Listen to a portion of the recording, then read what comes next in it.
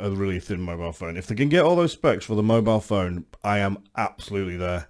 So there's another one. I've not seen this yet, and this video is going to be a bit longer than normal. It'll most probably end up being about 20-25 minutes. But this is why the Jurassic Park sequels were worse. So I'm just interested to know what it is that this guy thinks. So because I really liked the first Jurassic Park, the OG one. I enjoyed the other ones. And then I liked all the latest ones apart from the last one, which I just found a little bit boring, but still enjoyable. So I was curious what this guy thinks, so let's check him out. The Jurassic Park sequels were doomed to never be as good as the first. And by that, I'm not saying they should have been made differently, although yes, some bits probably should have. Got Vince Vaughn.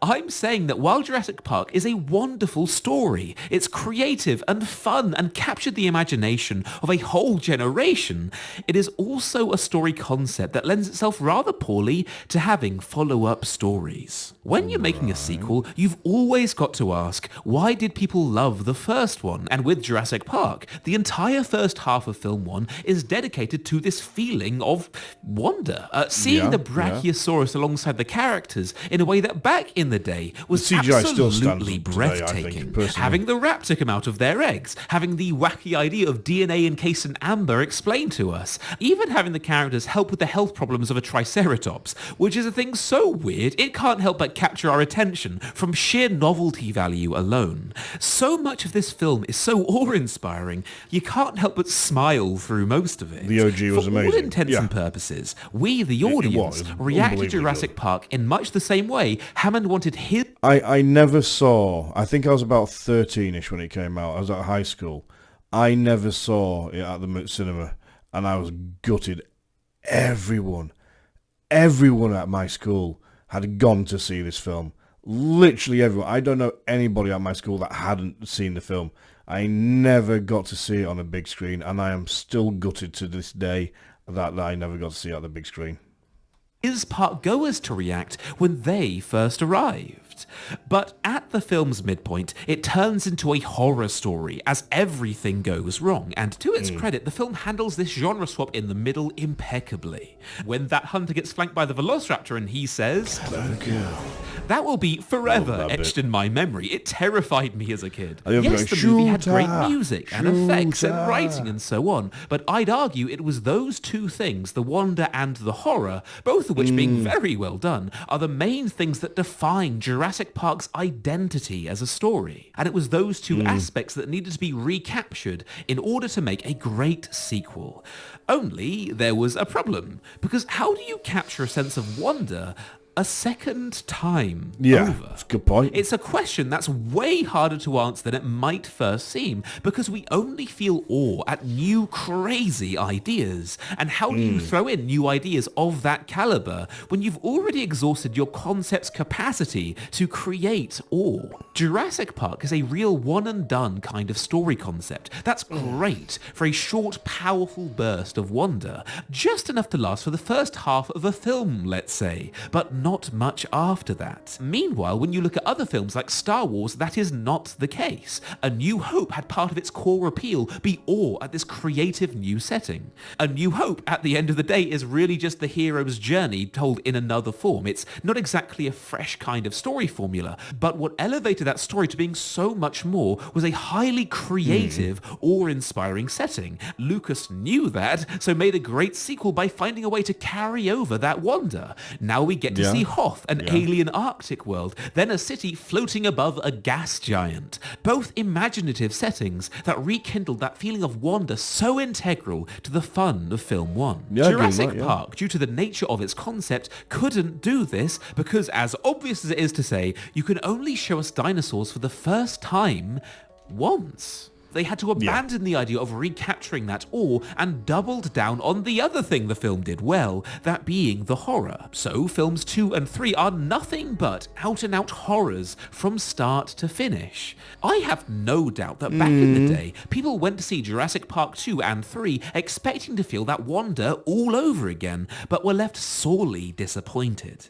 You can point at the Jurassic World franchise, and again, it's the same. Jurassic World is very aware of this, this, even making this a plot point because people aren't getting excited enough for dinosaurs, so they're genetically engineering this super deadly Clever. T-Rex hybrid, doing something bold and new to create some new wonder for better publicity. It's cool they're self-aware about this, but no matter how much you poke fun at the flaws in your own movie, those flaws are still there.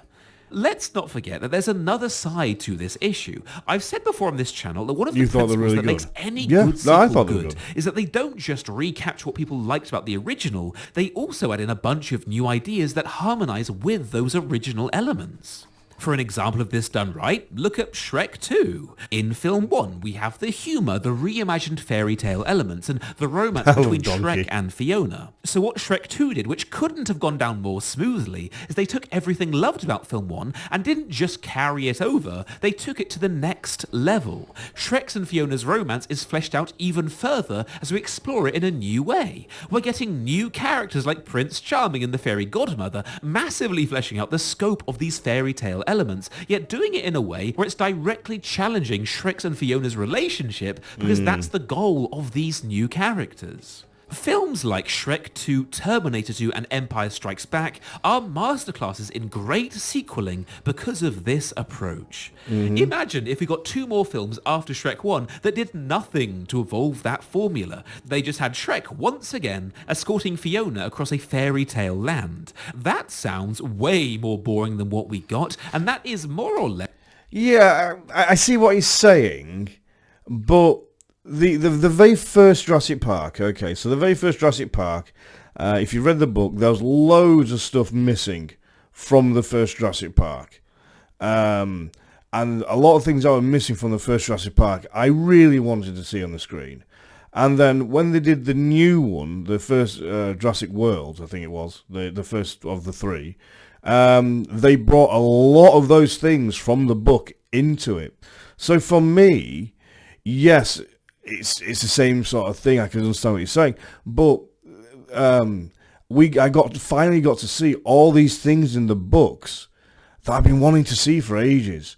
And the other bits of the book was in other bits of the film and that sort of thing. But I was really happy. I mean, the excitement for me was seeing the full, real functioning theme park. That was the awe and the wonder that satisfied me when I watched the film, because I'd wanted to see it for so long. We'd never seen an operating park until that point. And I think they did an incredible job. If I remember rightly, there was a website specifically for the park. You could go on it as if you were booking to go on a holiday. It was genius. And that did a huge thing to help towards promoting the film. So I think they did a great job.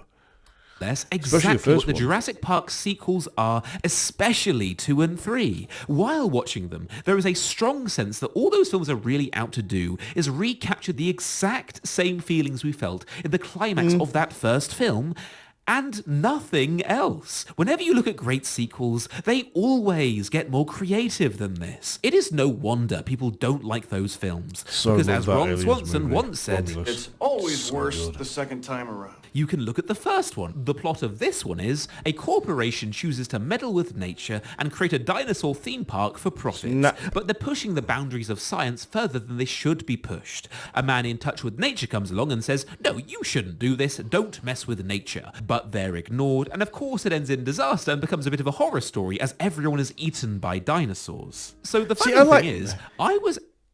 Oh, sure. I didn't put it back on. You didn't miss anything, was it? I see. I liked it when the dinosaurs flew down and picked people up and flew away with them. Actually talking about the first Jurassic Park film there. I just asked my editor to play Jurassic World clips over it, and it worked just depressingly well. People didn't mind Jurassic World. In a word, it was fine. It got okay reviews. See, that's a good review. Certainly better reviews than Jurassic Parks 2 and 3.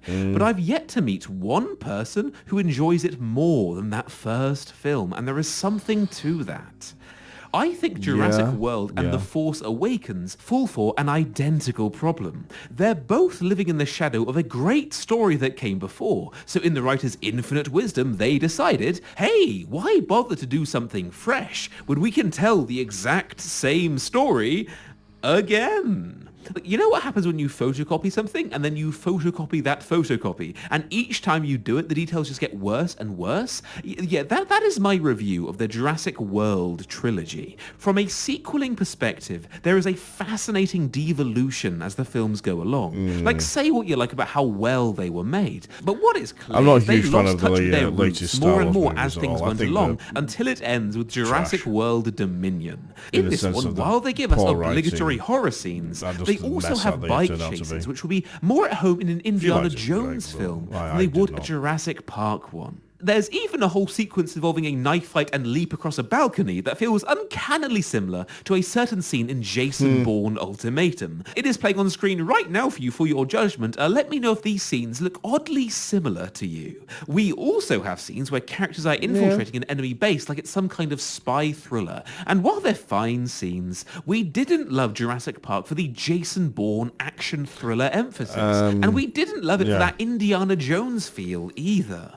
Jurassic World Dominion is a film with no identity. It is that the trying last so one? hard to capture what we like about other Yes, films, right. it nearly totally forgets to capture what we love about Jurassic Park. And But last one's there's just something a more bit here. boring. Another entirely separate reason why the sequels just never quite measured up. It's all to do with theme.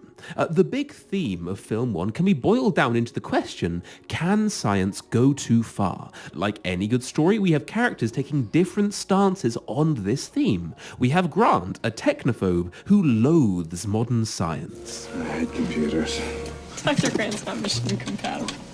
Got it in for me. He firmly believes I did like that yes, scene science in the- can well, go the too original- far. the very In first fact, Jurassic Park all was of amazing. science has It's such a already good gone film. too far. Then you have Hammond, a man so enamored with the idea of progress for progress's sake, he is happy to bring back dinosaurs from extinction, oblivious to the dangers. We then have our exploration. The character's beliefs are challenged. Hammond sees what unchecked progress can do, sees how his attempts to control the dinosaurs by making them all infertile clearly hasn't worked, and he sees the follies in his belief. Yet it's also not one-sided, as Grant has the very technology he hates be the thing that saves his life in the climax, and the film offers its wisdom with both Grant and Hammond having grown to see the folly of their old views. It tells us that while technology is important, some things are best left alone, giving us a nice tie-off to the theme. This I is wonder what neat, those letters effective spell. I never storytelling, and it's knew what hard they to do spelled. better than this. Also, as a power tip, if you ever want to analyze a story,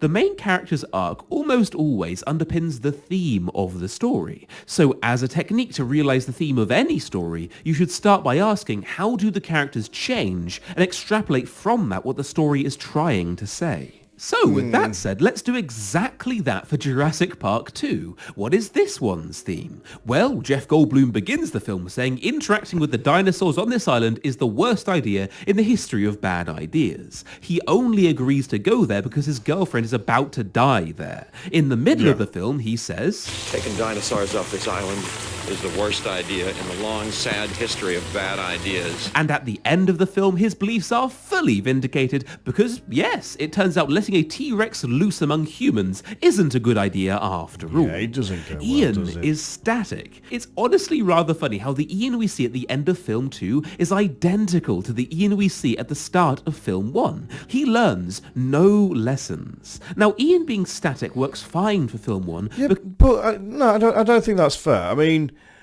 he's not static. It's not a case he's not learning lessons. He practices chaos theory. That is who he is.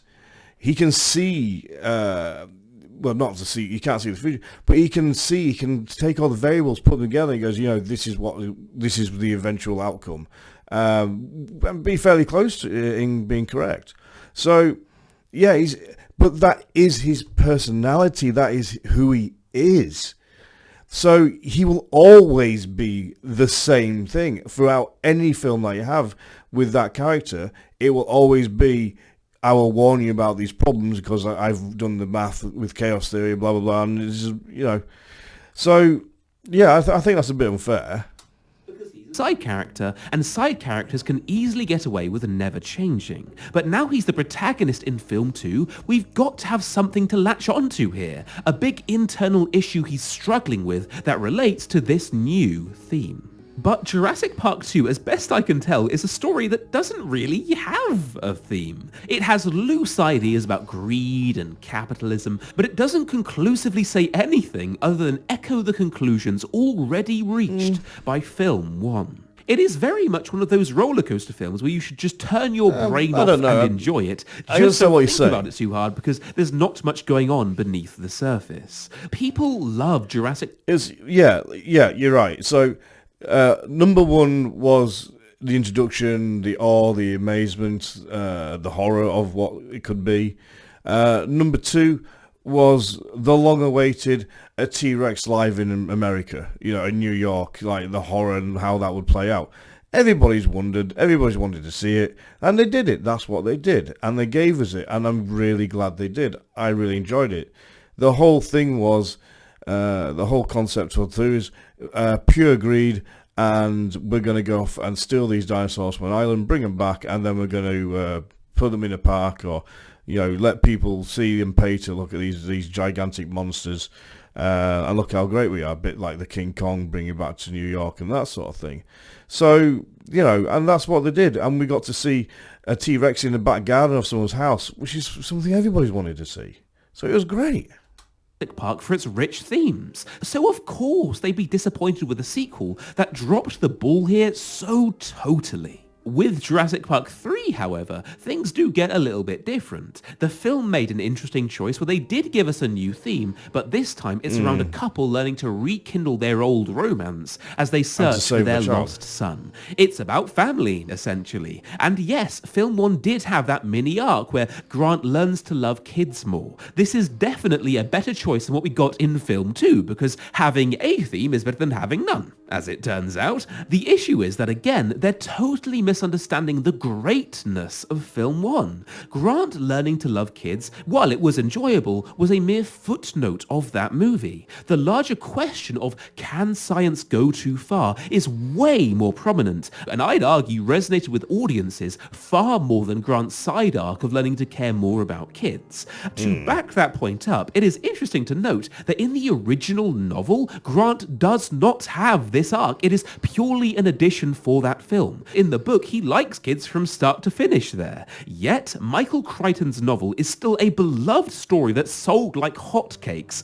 Ergo, this theme around Grant is not integral to why that story was such a smash hit. Exactly this idea of rekindling love, like this could have been delivered just as well in an action movie like Die Hard, a rom-com like Love Actually, or even one of those crappy Christmas films. It's hard to get more generic as themes go. They could have at least tried to swing for the fences here. Instead, they gave the baseball a light tap, picking something that was frankly too safe. Like, one thing's for sure, Jurassic Park was handling ideas that challenged the audience and got us to think in new ways about science, which is no easy feat. So in order for any sequel to measure up, they'd need to say something just as profound, if not about science, then at least some other topic using dinosaurs as a vector for this theme's delivery. And while I hesitate to say that's impossible, it sounds like a bloody tall order. If you have an idea for a Jurassic Park sequel you think's great, then do let me know in the comments and prove my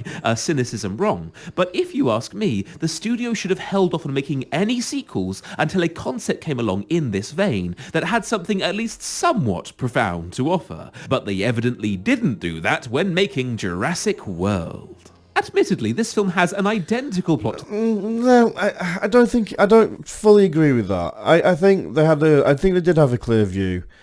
For Jurassic World, they wanted to show people an up and running theme park. They wanted people to see what it would be like to have a real theme park operating. And then once you get over the awe and like, wow, that's amazing. We could, and they did it so they wanted people to actually believe it was a real place. You could really go there in real life. And I think they did a fantastic job of that. Especially because of the website they brought out as well, because that website was awesome. So I think they did a really good job, and then they did the horror aspect, which was great.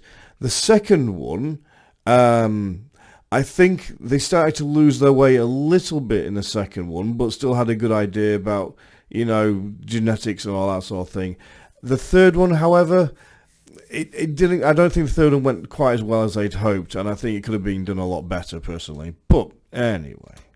First movie, but let's overlook plot. What about theme? What fresh themes does this film have? Simply, it kind of doesn't. Yes, Jurassic World has given it all a fresh coat of paint, but put both Hammond's and Claire's characters side by side, and you'll notice the similarities are kind of hilarious. What you have is a person so wrapped up in making a profitable business that they're willing to push science to its limits in the name of making dangerous dinosaurs. They never stop to consider the dangers of this. This manifests itself in the form of the dinosaurs escaping and a bunch of people getting eaten. The issue is, this is the same theme. Surely you can aim higher than this. Ultimately, I don't think the Jurassic Park movies ever stood a chance at being great sequels. The concept just isn't right for it. You look at something like Harry Potter or Star Wars, and those are stories where you're set up for success with the next installment because nothing's stopping you from recapturing what audiences love. Well, he's just used Star Wars as an example of a theme for success. I wouldn't really say they've been very successful at the moment. You know, look at all the things they've done in the last few years. There's not been huge, reams of success personally in those. So, I wouldn't... Harry Potter, yeah. But Harry Potter was one long story from start to end. That was broken down to multiple films and multiple books.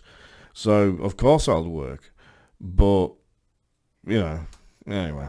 A story other than your competence at the craft. But with Jurassic Park, while many of the films are technically well edited and scored and acted, every last one of those movies is in a mad scramble to try and justify why it exists, trying to find yet one more contrived excuse to go back to that island or otherwise shove dinosaurs in front of our faces. The creators are stuck between a rock and a hard place with these sequels. They can explore similar themes to film 1, only every time they've done so, they've ended up saying just more or less the exact same things, which is hardly thought-provoking. Or they can go the totally different approach of having themes that have little to do with what made film 1 so thought-provoking. And when they do this, while they might compel a few people watching, they're also failing to resonate with why we love Jurassic Park so much in the first place, which is what any good sequel must do. While sequels can be fun sometimes, in the same way new technology can be useful, there are circumstances where, however tempting it might be in the name of profit, some things truly are better off undisturbed. It is deeply ironic that Steven Spielberg never learned from the very moral he told us in that first movie, because if he had, he would have never made film 2. It really is the epitome. Yeah, but of course they're going to make film 2. It was such a huge, massive success. Of course they're going to do number 2. And then hopefully if that goes well, they'll do number 3. They'd be mad not to. And I liked all the films. I liked, apart from the very last one, I liked every single one of them because each one had its own unique aspect to it. To me of irony that all these Jurassic Park sequels are existing in spite of that moral that the first movie was trying to say. It's bloody hard writing a great story, but the truth is, you've got to put the hours in. That's the only way you will improve. I think they did. Speaking of, I was watching a course lately by Myla Goldberg. I'll be honest, I think they did put the hard work in. I think they did put the effort in. I think it looked really good, and I enjoyed the majority of every single film they brought out. I don't think, I think, I agree with a lot of things that he said, but I think also in the same breath, there's a lot to be said as well. So, it's for them. But anywho, I thought that was pretty good. So we will see what happens in the next video.